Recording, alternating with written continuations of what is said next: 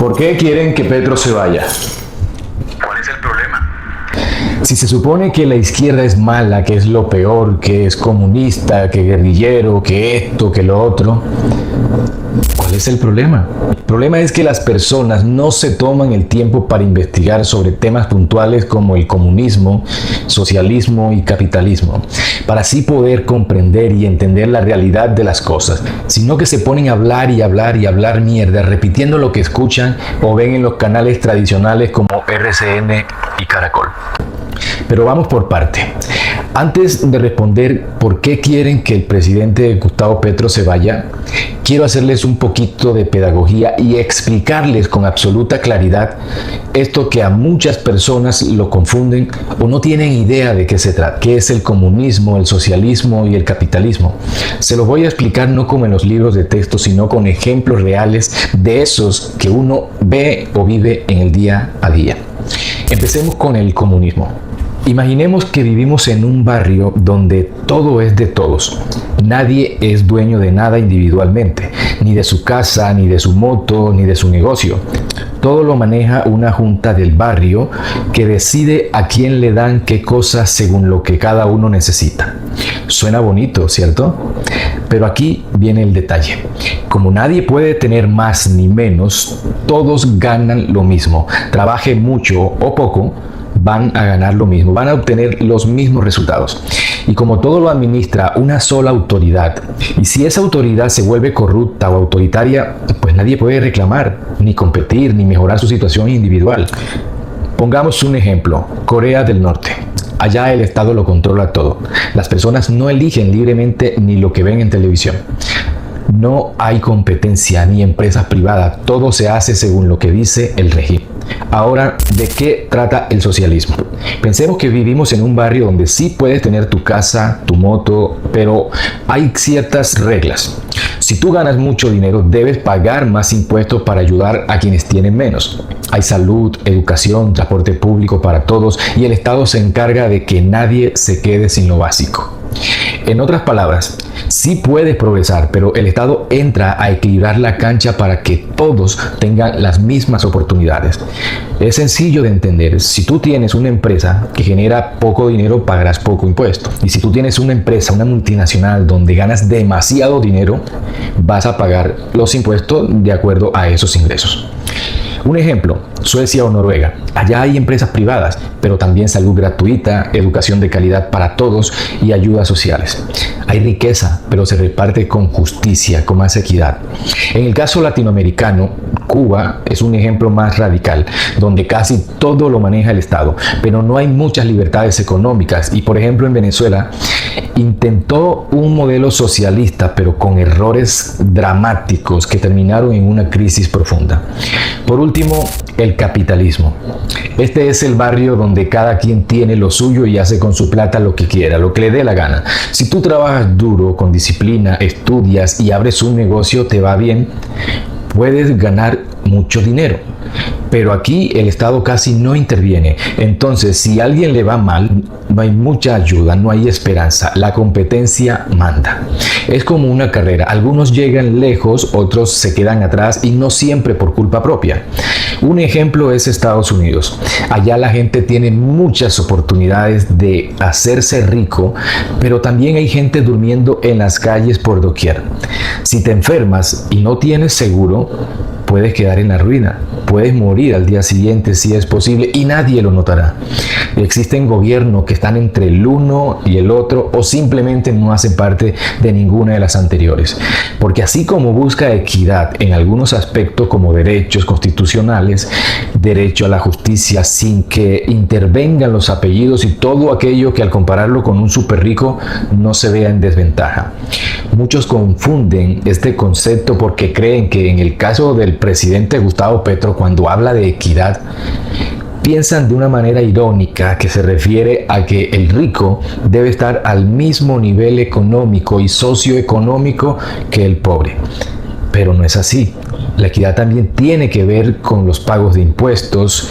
Por ejemplo, si yo me gano en una empresa o un negocio privado que puse recientemente, por ejemplo, No sería equitativo que pagaran menos o los mismos impuestos que un ciudadano que se gane 1 o 2 salarios mínimos. En este país y el gobierno del presidente Gustavo Petro no se le cierran las puertas a nadie.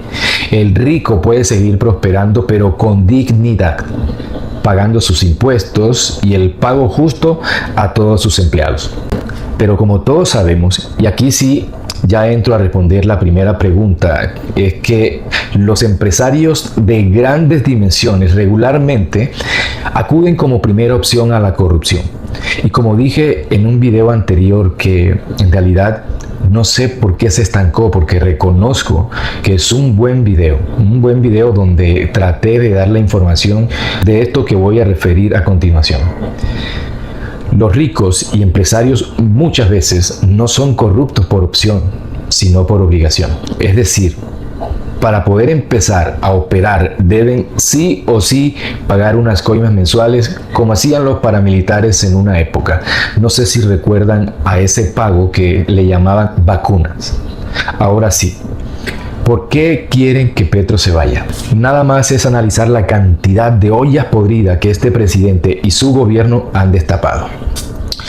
Hoy día están siendo investigados unos congresistas que incluso se atrevieron a posesionarse a terrenos baldíos, tierras baldías que podrían beneficiar a muchos campesinos y ciudadanos de este país.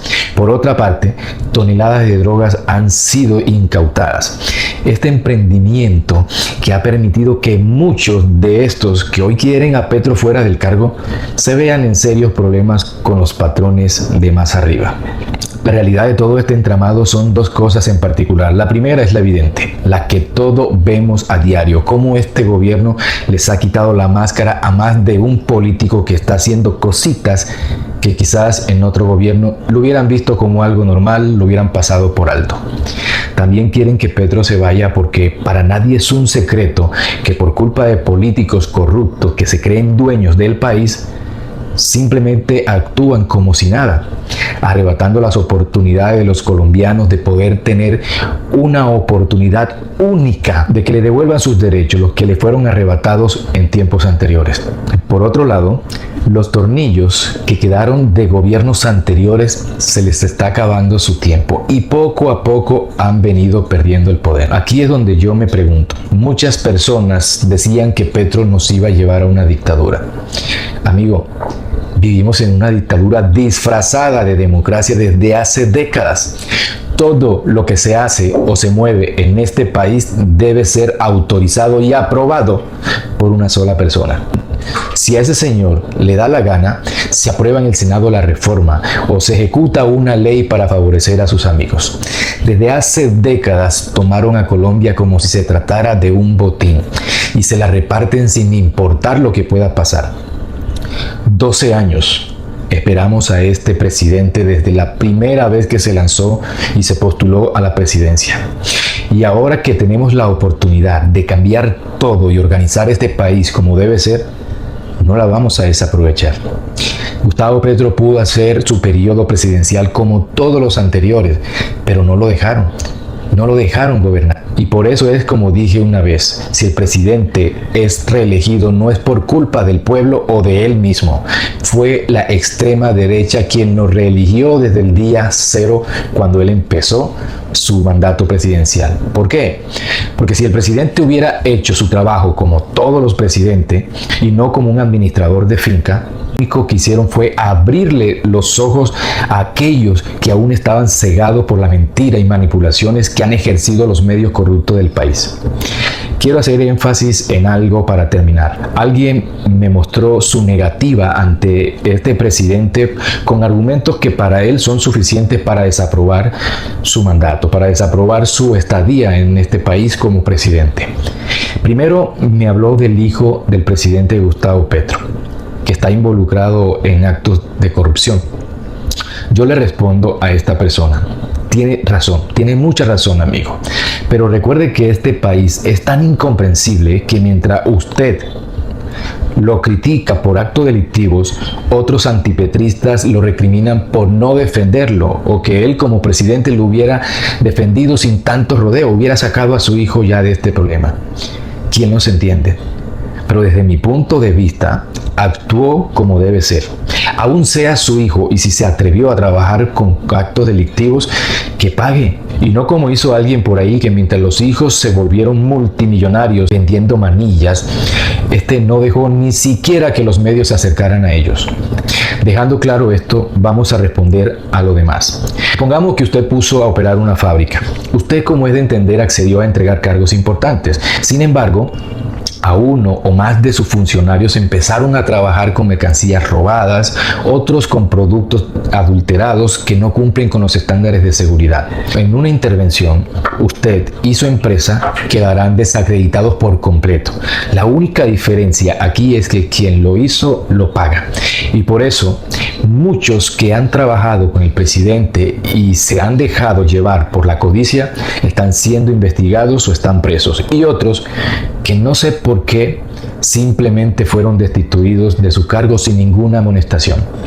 Pero dígame usted, señor, ¿dónde usted puede decir que el presidente Gustavo Petro es corrupto, que es malo?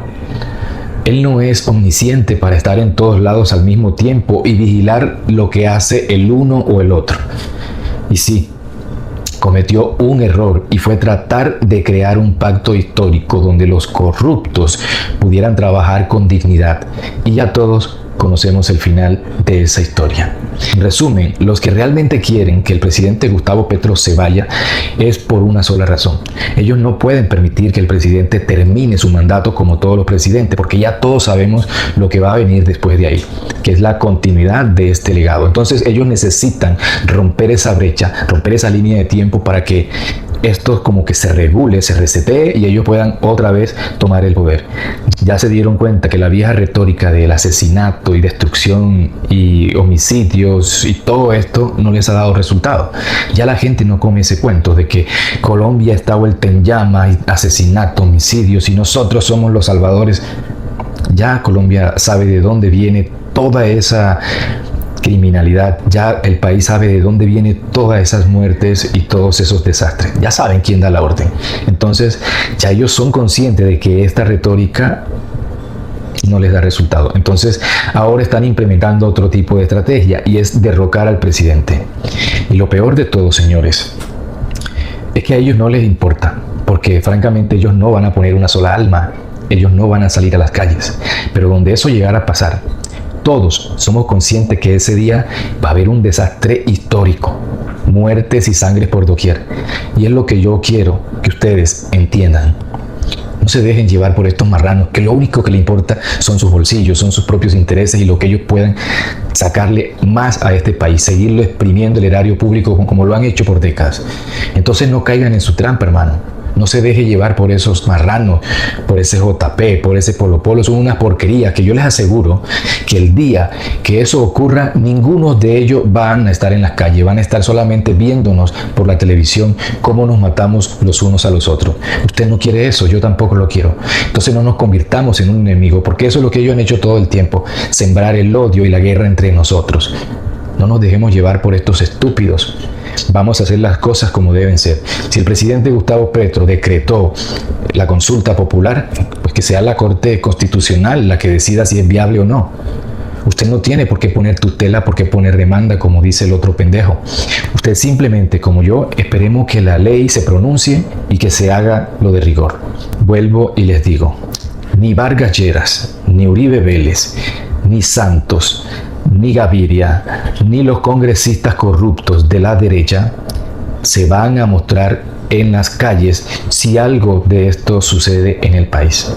No sea pendejo, vele por usted y por el futuro de su familia, no por el futuro de unos corruptos y mafiosos que todo el tiempo han dominado este país y lo han repartido como les da la gana.